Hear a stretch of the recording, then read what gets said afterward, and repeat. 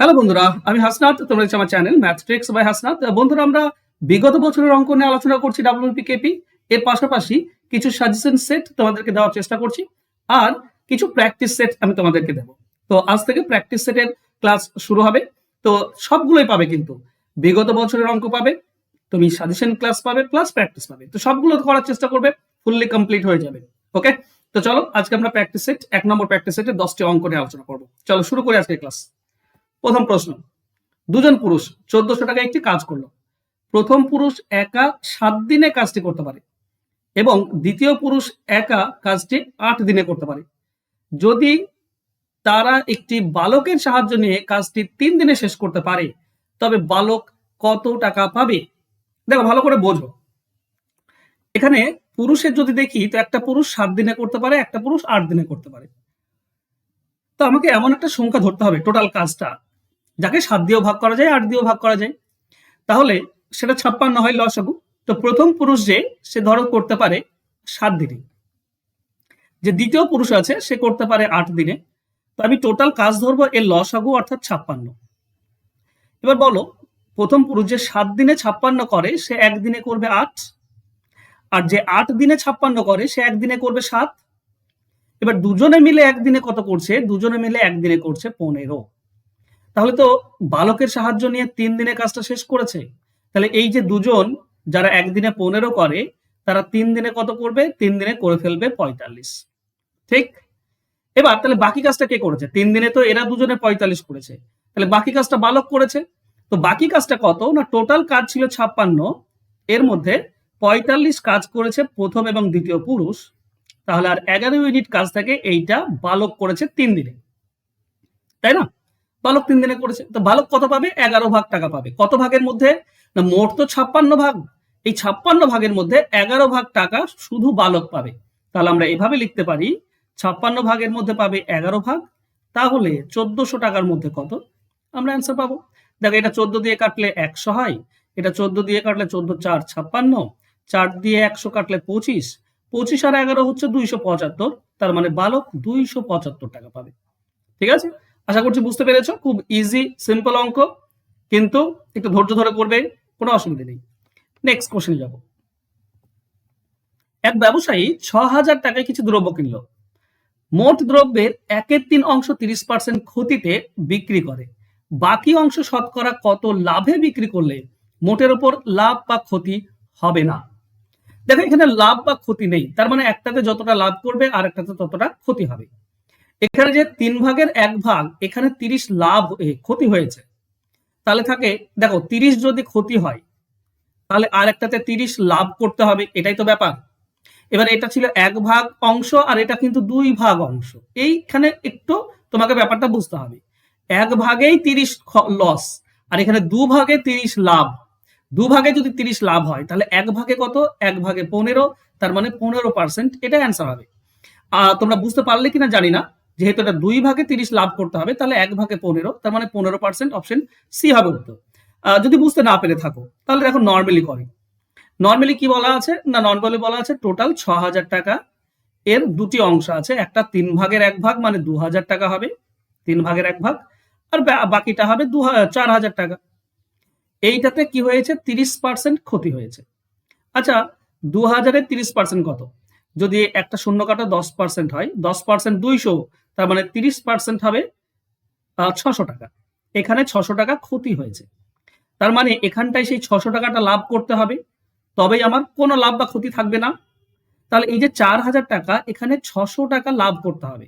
তাহলে আমরা তো এভাবে লিখি, 4000 টাকায় লাভ করতে হবে 600 টাকা, তাহলে 100 টাকায় কত? তাই না? এখানে 3টি শূন্য দেখতে পাচ্ছি, 2টি শূন্য কেটে দাও, এখানে 1টি শূন্য। 60কে 4 দিয়ে ভাগ করলে 15, তার মানে 15%। এবার এটা তুমি ডিটেলস করলাম, তুমি শর্টকাটে করতে পারো। 1 ভাগ 30, তাহলে 2 ভাগ 30, আর 2 ভাগ 30 মানে 1 ভাগ 15, বাস মুখে মুখে উত্তর।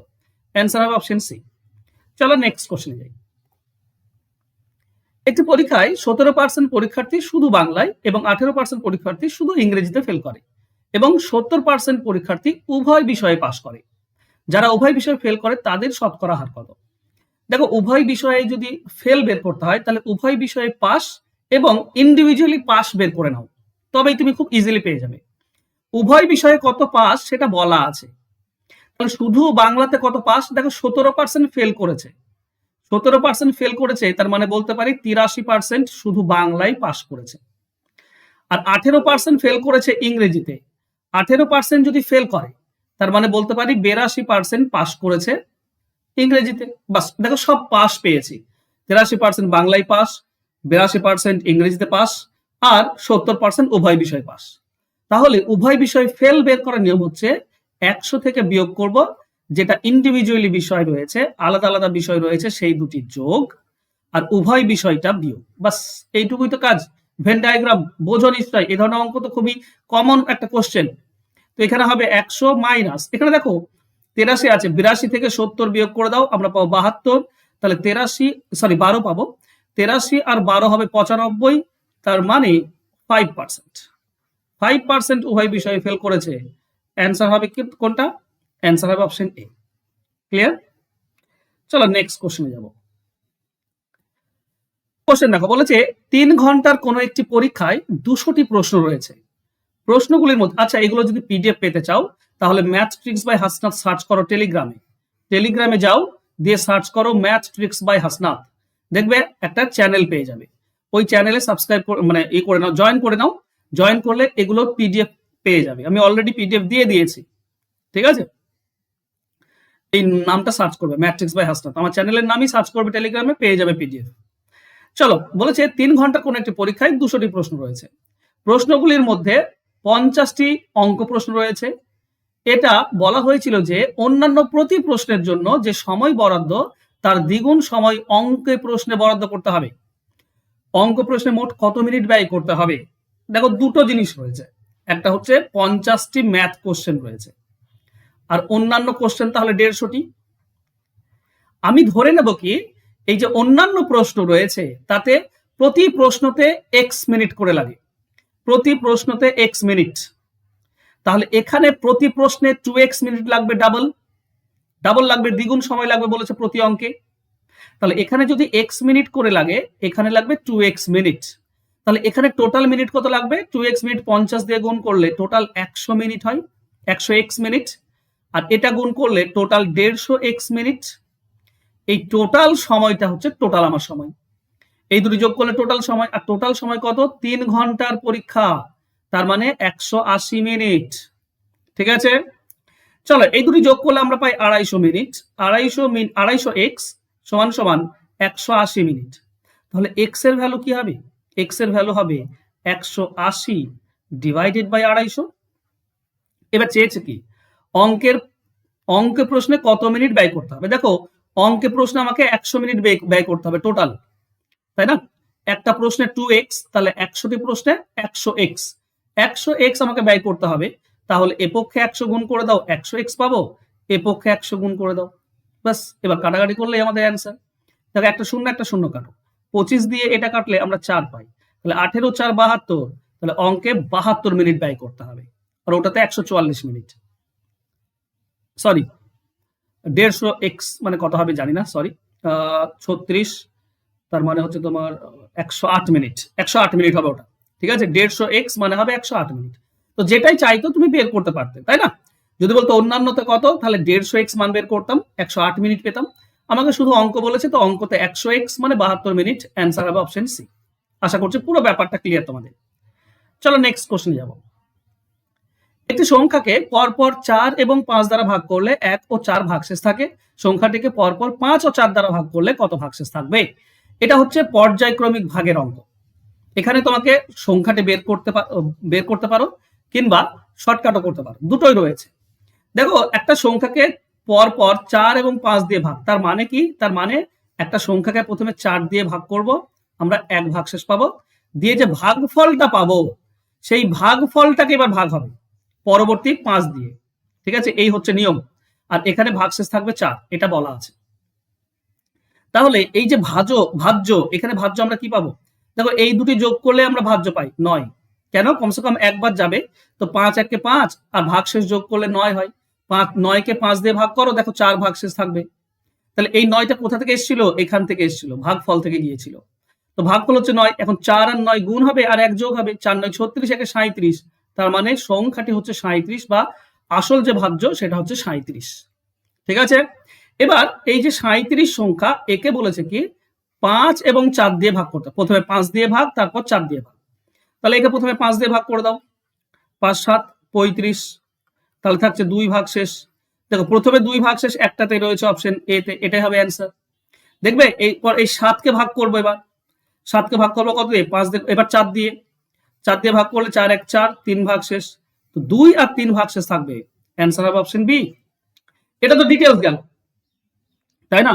এবার সংখ্যাটি বের করার একটা সহজ নিয়ম আছে। যে 37 সংখ্যাটি আমি পেলাম, এটা বের করার একটা নিয়ম আছে। নিয়মটা কি? প্রথমে ভাজ্য দুটি লিখো। দেখো 4 আর 5 দিয়ে ভাগ, আর ভাগ শেষ কত? 1 আর 4, তাই না? তো এই দুটি গুণ হবে। এই যে 4 আর 5 ভাজ্য দুটি আছে, ভাজক দুটি আছে, এই ভাজক দুটি গুণ প্লাস মোট ভাগ শেষ, এটাই হচ্ছে সংখ্যা।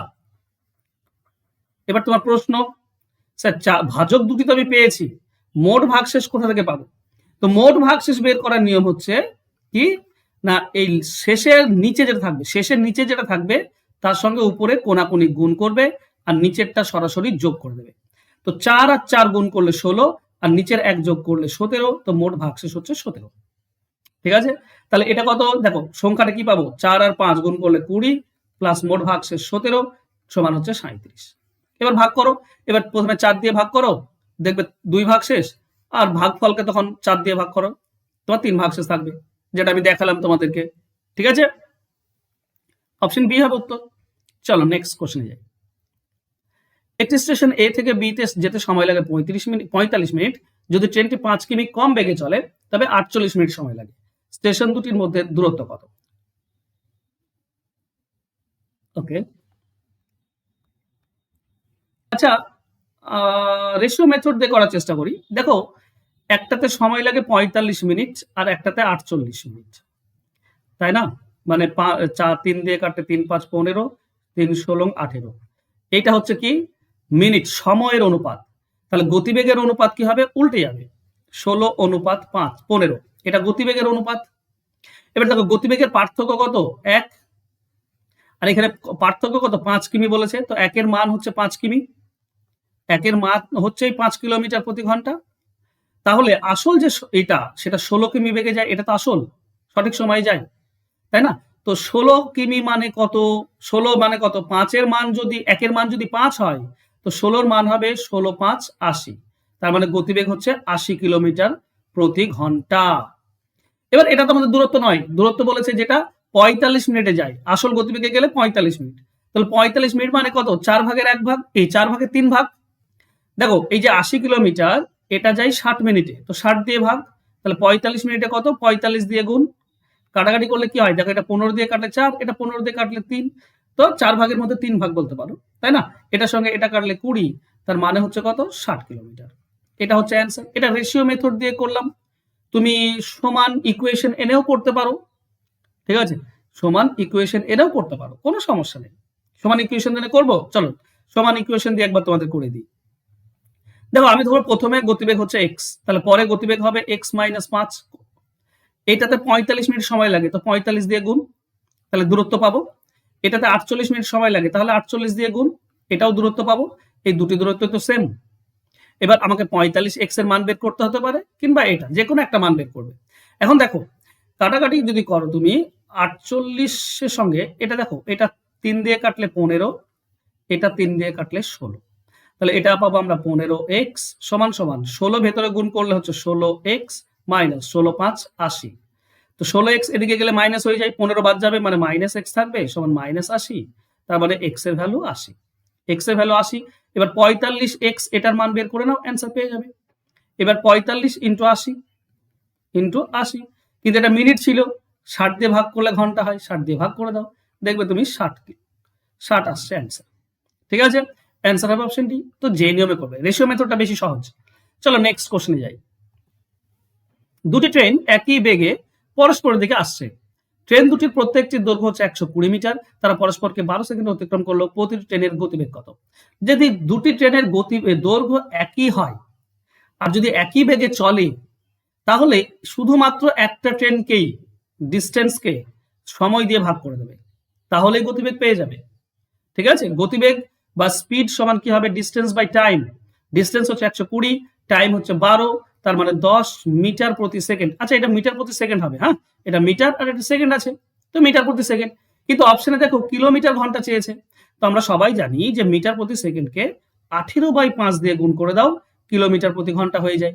কাটাকাটি করলে 36 কিলোমিটার প্রতি ঘন্টা আসছে। তো এটাই হবে আমাদের উত্তর, অ্যান্সার হবে অপশন এ। এটা সহজ ছিল। চলো নেক্সট কোশ্চেনে যাব। একজন লোক তার ব্যাগের 3/4 অংশ বেগ নিয়ে কোনো স্থানে 2 ঘন্টা দেরিতে পৌঁছলো, প্রকৃত বেগে হাঁটলে সেখানে কত সময় লাগতো? এটা শর্টকাটে আমি তোমাদেরকে শেখাই কি না, 2-1-3 আছে, 3/4 আছে, তো 3/4 লিখবো আর লিখবো 2 ঘন্টা দেরি, বাস। হয়টা কি, আমাদের উত্তর হবে এই যে উপরের সঙ্গে যত ঘন্টা দেরি সেটা গুণ, মানে 3-এর সঙ্গে 2 গুণ, আর নিচে কি হবে, এই যে ভগ্নাংশ এর পার্থক্য, 3 আর 4 এর পার্থক্য কত, 1, তো এখানে নিচে আসবে, বাস। তো 6 ঘন্টা, এটাই হবে উত্তর, অ্যান্সার হবে অপশন সি। ডিটেলস শিখতে চাও, চলো ডিটেলস শেখাই। ধরো এখানে 4 দিয়েছে না নিচে, তো আমি ধরবো অরিজিনাল গতিবেগ হচ্ছে 4x। তাহলে এখন গতিবেগ কত হবে, 4 ভাগের মধ্যে 3 ভাগ বলেছে, মানে এখন গতিবেগ হবে 3x। ধরো এইটাতে সময় লাগে t ঘন্টা, তাহলে এইটাতে সময় লাগবে কত, এটাতে সময় লাগবে t প্লাস 2 ঘন্টা, 2 ঘন্টা বেশি লাগবে, কারণ 2 ঘন্টা দেরি হয় তো, মানে বেশি লাগে। তাহলে এখানে দেখো গতিবেগ আর সময় গুণ, এখানেও গতিবেগ আর সময় গুণ। গতিবেগ আর সময় গুণ করলে কি হয়, ডিস্টেন্স হয়, দূরত্ব হয়, এই দুটি দূরত্বই সমান। তাহলে এখান থেকে আমরা কি পাচ্ছি, এখান থেকে পাচ্ছি 4x। আচ্ছা দেখো, এ পক্ষের x আর এ পক্ষের x কেটে যাবে, কেন, গুণ হয়ে আছে, তো আমি কাটতে পারি। তো এ পক্ষের x কেটে দিলাম, এ পক্ষের x কেটে দিলাম, তাহলে এখানে পড়ে থাকবে 4t, তাই না, 4t সমান সমান 3 যদি এদিকে গুণ করো তুমি পাবে 3t প্লাস 3 আর 2 গুণ করলে 6। এই যে 3 আর 2 গুণ হচ্ছে, বুঝতে পারছো, 3 আর 2, আমি শর্টকাটে যখন শেখাচ্ছিলাম তখন 3 আর 2 গুণ হচ্ছিল, আর এই দুটির পার্থক্য নিচে আসছিল। 3 আর 4 এর পার্থক্য কত, এর পার্থক্য শুধু 1t হবে, 1t, এটাই হবে সমান 6। তাহলে t এর ভ্যালু কি হবে, 6 বাই এই যে 1 আসছে, তার মানেই 6। এই 6টা কোথায় পেলাম, 3 আর 2 গুণ করে 6, আর একটা কোথায় পেলাম, 4 আর 3 এর পার্থক্য হচ্ছে 1। তো আমি তোমাদেরকে তো এটাই তো শেখালাম যে এখনকার থেকে এবার করবে এটা কি না, 3 আর 4 দিয়েছে 2 ঘন্টা দেরি, তো এই 3 আর 2 গুণ করে দেবে 6 উপরে, আর এই দুটির পার্থক্য নিচে, হয়ে যাবে অ্যান্সার। ক্লিয়ার? চলো নেক্সট কোশ্চেনে যাই। 1350 টাকা 50 জন ছাত্রছাত্রীর মধ্যে এমন ভাবে ভাগ করে দেওয়া হলো যাতে প্রতি ছাত্র 30 টাকা আর প্রতি ছাত্রী 25 টাকা করে পেল। ছাত্রের সংখ্যা কত? অ্যালিগেশন মেথড, মিশ্র প্রক্রিয়া। ধরো 50 জনই ছাত্র আছে, তাহলে 30 টাকা করে পাবে। 50 জন যদি ছাত্র হয় 30 টাকা করে 1500 টাকা লাগবে, আর 50 জন যদি ছাত্রী হয় তো 25 টাকা করে, 5 25 125 1250 টাকা লাগবে। কিন্তু ছাত্রছাত্রী মিক্স আছে, তার জন্য লেগেছে কত, 1350। তো 1350 মোট, সেটা নিচে কোনাকুনি বিয়োগ করে দাও, ছাত্রছাত্রীর অনুপাত পেয়ে যাবে তুমি।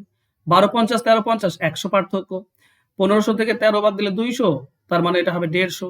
তাহলে অনুপাত কত হবে, 2:3, 2 ভাগ ছাত্র 3 ভাগ ছাত্রী, মোট 5 ভাগ। তো মোট 5 ভাগের মধ্যে ছাত্র হচ্ছে 2 ভাগ, তাহলে 50 জনের মধ্যে কত, 20 জন, এই তো নিয়ম। তো অ্যান্সার হবে 20, অপশন এ হবে সঠিক উত্তর। আর 3 এর মান হবে 30, ছাত্রী 30, 2 এর মান 20, ছাত্র 20। ওকে, আচ্ছা এটা তোমাদের জন্য হোমওয়ার্ক রাখবো, তার আগে বলি সাজেশন ব্যাচ শুরু হয়ে গিয়েছে 7 তারিখ থেকে, একদম খুব ইম্পর্টেন্ট ব্যাচ। তুমি যদি মনে করো যে 90% প্লাস কমন আমি পেতে চাই ডাব্লিউবিপি কেপি পরীক্ষায়, তাহলে এই ব্যাচটাতে ভর্তি হয়ে যাও। আমি তোমাদেরকে 3 দিন লাইভ ক্লাস করাচ্ছি, recorded class, PDF file, chapter ধরে ধরে সাজেশন, চ্যাপ্টার ধরে ধরে মক টেস্ট, এই সমস্ত কিছু তোমাদেরকে দিচ্ছি। আর পরীক্ষা অবধি ক্লাস আমি কিন্তু তোমাদের চালাবো, পরীক্ষা অবধি মক টেস্ট চলবে। তো যদি চালিয়ে যেতে চাও আর সাজেশন পেতে চাও তো তাড়াতাড়ি ভর্তি হয়ে যাও, নিচে ফোন নাম্বার দেওয়া আছে, এই নাম্বারে যোগাযোগ করো। 299 টাকা একবার দিতে হবে, বাস। একবার দিয়ে তুমি একদম পরীক্ষা পর্যন্ত ক্লাস পাবে, পরীক্ষা অবধি সাজেশন পাবে, পরীক্ষা পর্যন্ত মক টেস্ট দিতে পারবে, আর 100% প্রিপারেশন হয়ে যাবে, যেটা আমি গত 7 তারিখ থেকে শুরু হয়েছে। তো আজই ফোন করে ভর্তি হয়ে যাও। আর হোমওয়ার্কটা তোমার দেখো, বলেছে 200টি প্রশ্নের একটি পরীক্ষায় প্রথম ছাত্র 100টি প্রশ্নের 50% সঠিক উত্তর দিয়েছিল, তাহলে বাকি 100টি প্রশ্নের শতকরা কতগুলি সঠিক উত্তর প্রয়োজন যাতে টোটাল 70% নাম্বার হবে। ওকে, তো লিখো হোমওয়ার্ক আর তোমাদের অ্যান্সার আমাকে কমেন্ট করে দাও। থ্যাংক ইউ সো মাচ বন্ধুরা, আজকে জুড়ে থাকার জন্য। দেখা হবে নেক্সট ক্লাসে, ততক্ষণ ভালো থেকো, সুস্থ থেকো, ধন্যবাদ।